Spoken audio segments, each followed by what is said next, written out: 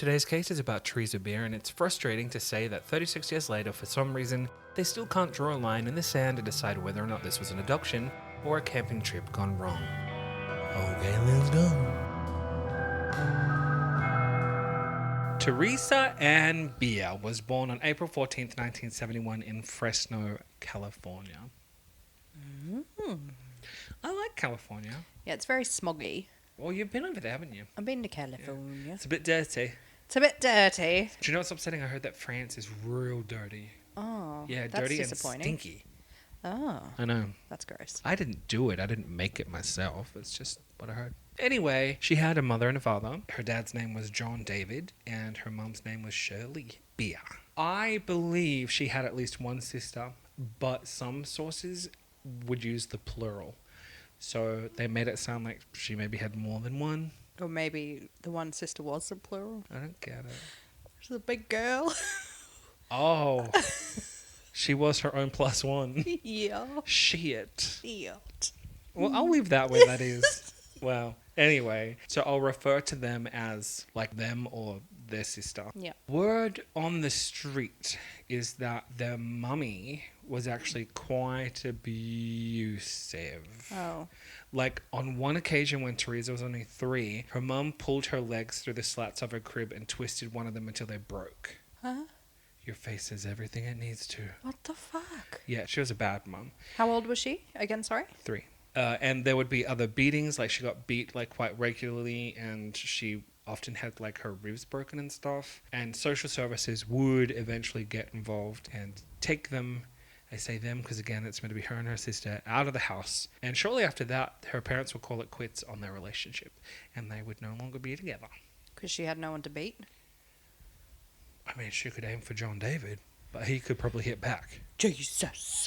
So from there, obviously, the child/children go into the system.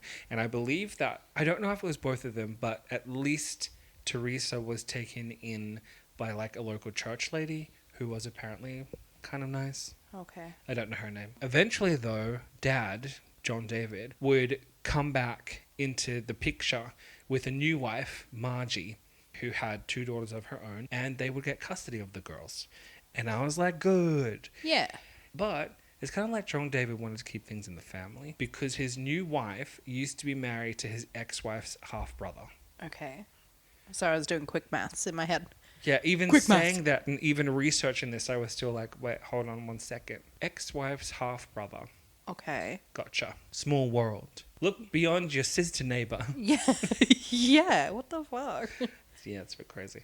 It is reported that Margie was also abusive. Oh. Not just to her own kids, but to all of them. And allegedly, she would go to the refrigerator, make herself food, like stuff to eat, lock the fridge, and then sit there in front of the girls and eat. She would like starve them. I hate people. I hate people too. But again, it's allegedly. There's a lot of allegedly in the story, so we don't. But that's very specific. Like a lock on, you know what And I mean? then who did that story come from Yeah. as well?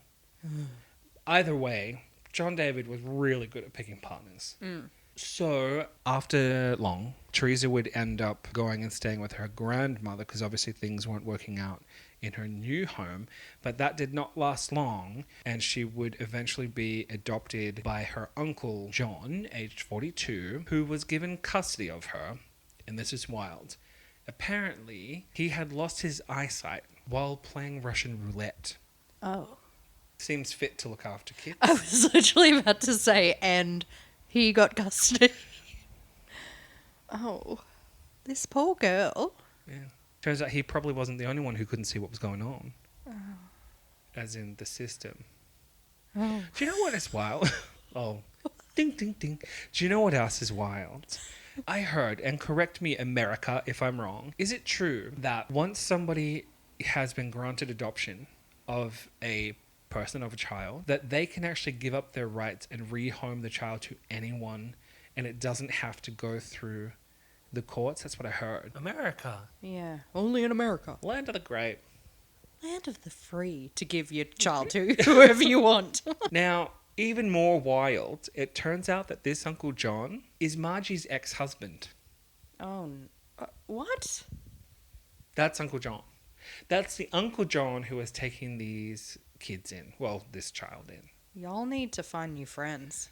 And just a new social circle, I think. Leave the suburb. Just venture out a little bit. I think that sounds like a great idea. Is my face just going to be like this the whole time? 'Cause Probably. I feel like this is... Yeah, I mean, maybe a little bit. His daughters still lived with Margie and John David, but 2 of his sons that he had with a hooker were living with him. Huh. And his 17-year-old girlfriend. Ah, Yeah. how old was he again? 42. Oh, no. Yeah. And being the eternal tight ass / poor, he would make Theresa skip school to look after his boys. We've heard this before. It's happened before. And listen, it's probably going to happen again. Anyway, I wish that's all that he really did. What he would also do is take turns with his friend sexually harassing her. Yeah. And by harassing, I mean abusing. And by abusing, I mean raping. As soon as you said Uncle John, I didn't want to put it to rapey Uncle John, but... Which is hilarious because I have an uncle called Uncle John. Oh. I don't like him. It's okay. He doesn't even know my name. Last time I saw him, he called me Levi. My little brother. Oh. We are many years apart, and we look very different. And we're different people. I mean, there's that too. I'd love to be him. I love my little brother. So, at only 16, Theresa had already lived a tremendously hard life. Right? She'd been abused by her mom, abused by her stepmom. They didn't say there was any abuse that took place by her dad, which is good, but he also obviously didn't stop it. Yeah, it was letting it happen. He would let it happen, and then on top of that, I mean, maybe it was happening behind his back and he didn't know. Because we weren't there, we can't say for certain. But you can kind of tell if your wife's a psycho bitch, though. Right? Ask Right? Andrew. I mean, listen, maybe. Maybe. I wouldn't know, I'm single, but maybe. It was also reported that she was a slow learner, and given her upbringing, it does not surprise me, considering what she had been through. Traumatizing. You would, have to find somewhere deep inside yourself to go. Everything would be a trauma response. Are you trying to hurt me? Are you trying to starve me? Are you trying to rape me? It would have been terrible to be her. Well, your self-worth. You wouldn't even know what that is. Yeah, because you'd be like, is it me? I don't like this story anymore. Too bad for you, it is not done. We are nowhere near done. Now, controversial statement. This is one of those cases where I genuinely, my entire being, feel like if she were to flip out and just start killing some of these people that did her wrong, Yeah. I would support it. Yeah. I wouldn't even ask for jail time. I would say, girl, you did what needed to be done. We good. We solid. But that's not today's story. Now let's get a little weird. Uncle John had a neighbor named Russell Welch, but he went by the name Skip. Okay. Skip, skip, skip to the loo, skip, skip, skip. I don't know why they called him Skip. He was 43 years old, and he was a house painter. But they say that he lived off disability checks. But somehow, I kind of feel like those two things can't live in the same universe. Because painting is a physical job. Yeah. You're on ladders or you're on scaffolding and you're reaching up. And if you are getting paid disability checks, something tells me you're not going to be super mobile. Yeah. So are you claiming disability checks and working under the radar and just doing off the books jobs for people and getting paid cash and doing it on the cheap so that you don't have to pay tax? The mind boggles because I Word. never knew. Yeah. And the other rumor is that he was a meth addict. Oh. Okay. He's a really good man. Someone I would love to be my neighbor. Anyway, this stand-up citizen was also a self-proclaimed Bigfoot expert. What? I said we were getting weird. What? And that's today's story. Yeah. Skip, old boy. He was fanging for a little Sasquatch, little Bigfoot hunt. But he didn't want to go alone. No. So he went to dear Uncle John and said, hey, do you reckon Theresa wants to come with me to go camping Oh, this poor girl. and to go hunting for this Oh, I don't know. elusive, giant, hairy man? And Uncle John, because he obviously does not give a flying fuck about this poor girl, is like, yeah, sure, why not? I mean, he's handing her out to his friends why would he care if his neighbor borrows her? Do you know what I mean? But like, 40-year-old man, can I borrow your 16-year-old stepdaughter? We're gonna go find Bigfoot. No. My response would be the only Bigfoot you're going to find is mine up your ass. Yeah. Get away from my child. What the fuck, this poor girl. So, shock horror, he says yes, and on the morning of June 1st, 1987, Skip would collect Theresa from her house, and he told John, Uncle John, that he would drive her to school. Only he didn't, because the school ended up calling and being like, Theresa never showed up.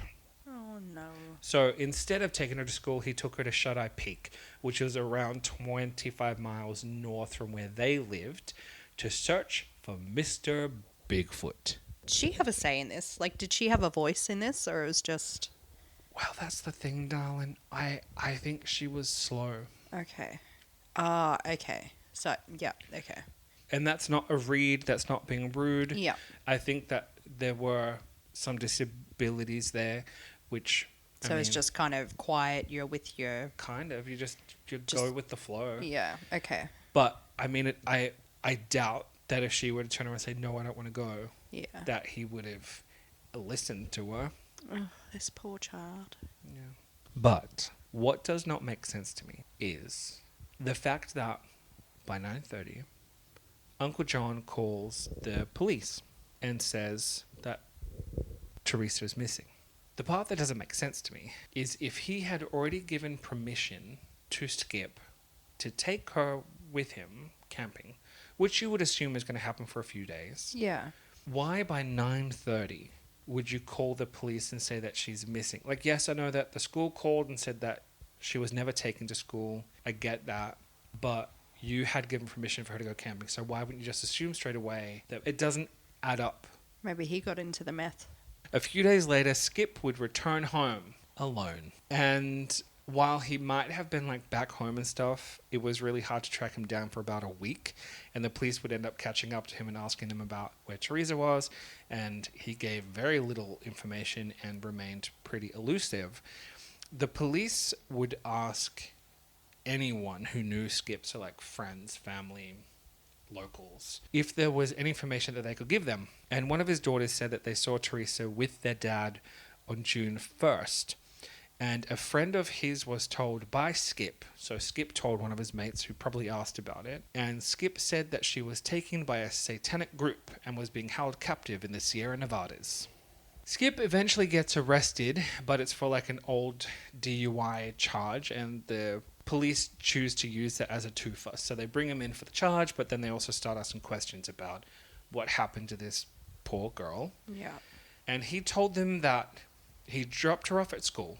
Okay. But they already knew that didn't happen because, well, one, the school called the uncle and the uncle lodged a report. So they're like, well, we know that doesn't happen. Plus, they could check with the school and they could confirm that she was absent for that day. Then he changed his story. So now they've gone camping. But he claimed that she ran off into the forest with another young girl, her age or so. Okay. But then he changed his story again, saying, oh, you know, like we went out there and stuff, but she met up with like a different bunch of campers and decided to go camping with them instead. Oh, that checks out. But then the chef's kiss of Coco Loco Land, the story that he would end on and maintain would be Bigfoot. What? Bigfoot stole Theresa. It checks out. You finally saw Bigfoot, but he stole Theresa and ran off. And that's the end of today's episode. Just kidding, it's not. Oh, God. I was like, you fucking stop there. And I did more. The police would have Skip take them to the campsite, and they found a 3.5 by 8 foot burnt area, like there had been a fire there. Okay. Don't worry, it wasn't her. Okay. They also found like blankets that had been like hung up in like a strange formation. They found a white t-shirt, a bra, I think a handbag, and a camera hanging in like a nearby tree. So obviously they are going to go get the film developed because they're like, well, there's a camera, hello. Yeah, hello. Hello. They get the film developed. There's nothing raunchy on there. There's like a couple photos, I think, of him playing a guitar near the... I'm just... Take a photo of me playing my guitar. Like, Okay, sunshine. And I think it was only the two of them, so she would have taken those photos. Oh, God. But yeah, so there was a photo taken of him, or a couple of photos taken near the blanket things that were set up. There are photos of her sitting like by the fire, smiling, but there was nothing in there that was incriminating. Yeah. That kind of hurts my soul knowing there's a photo of her smiling. Yeah, probably the last photo that was ever taken of Yeah. her, you know? But he couldn't outsmart the cops. And they realized that this was a setup, like it was a fake campsite that he created. And they found the real campsite about 20 miles away near an area called Ghost Canyon. Oh. Does not sound scary No. at all, in the slightest, tiniest little bit, not for me. They found his blue shirt with meth in the pocket. So this rumor, Fucking dickhead. this alleged meth addict is confirmed he was on meth. So we can say that now. Oh, that's where I put me meth. Yeah, oh shit. What a fucking dickhead. Also, why the heck would you set up a campsite hanging a camera and a bra? You fucking creeper. I don't like this one bit. It is bizarre though, but it's like when someone thinks that they're going to get caught for something, they just do really weird things. Like keep their meth in their fucking pockets. To be fair though, he was probably high when he concocted this plan, and he didn't think that they'd travel 20 miles to go and find the actual correct Oh, shit. like, campsite. Fuck it. Just keeping a stash there for later when he went rogue. Yeah. Oh, this poor girl. Skip would be arrested later that month, and he was charged with child stealing, which is basically like kidnapping, but it also includes the charge of child endangerment. Why kidnapping doesn't have that charge in it already, I don't know. Wild. Because I can't imagine you were going to kidnap somebody for like good reasons. Yeah. Just wanted to take them out for a nice time. I wanted to give them a good life. Yeah. No. Leave them with the people who love them then, you fucking creep. This did not last long as he was released on his own recognizance. And then they're just like, kidding, and arrested him again, but with like a higher bail this time. Good. Well, Oh. fast forward to September, just 3 days before he was set to go to trial. Yeah. And the unthinkable happens. He's released again because of this little thing called the double jeopardy clause in the Fifth Amendment. At the end of the day, the proof that they had was circumstantial. Yes, they had witnesses saying that she left with him, but there was no blood, there was no body, there was no evidence of anything other than her going with him. So, like, no body, no crime. And the reason I think they bring up the whole double jeopardy clause is, correct me if I'm wrong, because I probably am, because I don't really understand a lot about anything really. They are pretty sure that he did it, but there isn't a lot of evidence. So if he does get convicted on a lesser charge, because remember there still is no body, or let's say he's charged and then acquitted because of lack of the physical evidence, then what would happen if more evidence came to light, or if the body was located? He's already been on trial for that crime, so he can't get charged with it again. What if it's worse than they thought it was and they can't really charge him for that? Perhaps it's best to actually wait until they have that evidence and then can charge him. Yeah. I mean, any lawyers out there, tell me the real reason, or break that down in a simpler way that makes sense to me, because I still kind of don't get it. But that is kind of like the long and the short of it. No one has been tried for her disappearance ever since. She still hasn't been located, and her last known whereabouts literally is with Bigfoot. What the fuck? To be fair, she was really let down by a lot of people and Yeah. treated like absolute shit. So I kind of feel like a life with Bigfoot would probably be better. Yeah. Like, if that's really what happened. It didn't, but Yeah. if that's really what happened, It didn't, but... then I kind of think like Bigfoot definitely would have been able to take better care of her than all of the other people who clearly couldn't. Yeah. This place where they went camping, was it like cliffy? It was a little.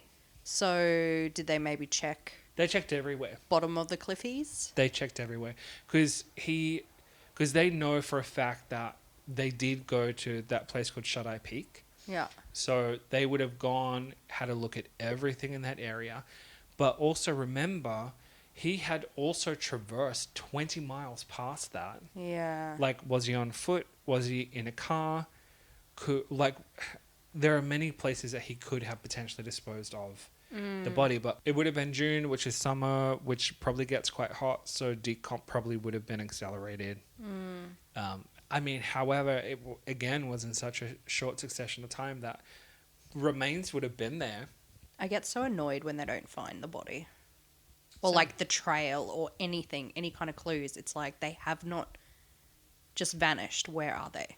Yeah, they didn't just go into thin air. I mean, how cool. Like, I was also trying to, like, throw this other little thought in there. I was like, okay, well, what if we're looking at Skip as a bad guy, Yeah. right? What if he saw this abuse that she was being put through, and he knew about the rapes, he knew about all that kind of stuff, and what he actually did was take her and provide her to a different family, and she goes into hiding somewhere else where she can be treated properly and she's kept safe, and it doesn't have to be this big dirty secret murder thing Yeah. at all. I like that. Let's end on that. Cool. Thank you. That's what happened to her. Yeah. We'll leave it at that. Listeners, what do you believe? Do you believe that she was murdered by a pervy old meth addict or abducted by Bigfoot, or that maybe he saved her from an otherwise miserable life and gave her to a bunch of people who could care for and love her the way that she needed it? I'm going to go with the last one. Can't tell me otherwise. La la la la la la la la. Well, there you have it. She was saved by the blood of Jesus. But she's still friends with Bigfoot. Oh, yeah. That's where I'd the like people to- that she was given to. Yeah.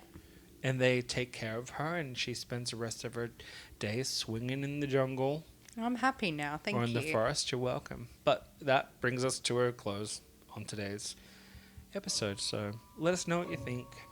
Bye. Bye.